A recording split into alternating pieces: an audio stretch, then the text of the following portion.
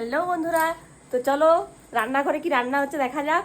রান্নাঘরে আমার শাশুড়ি মা আর আমার হাজবেন্ড আছে, তো তোমাদেরকে দেখাই কি হচ্ছে। তো এখানে সরজিৎ বানাচ্ছে মটর পনির, এটা হাতে আছে পনির, আর এদিকে হচ্ছে আলুর পরোটা। এই যে এটা একটু পুড়ে গেছে, এই যে এটা হচ্ছে আলু পরোটার পুর, আর এগুলো হবে এখনো। আর এই যে দেখতে পাচ্ছ কত মোটা।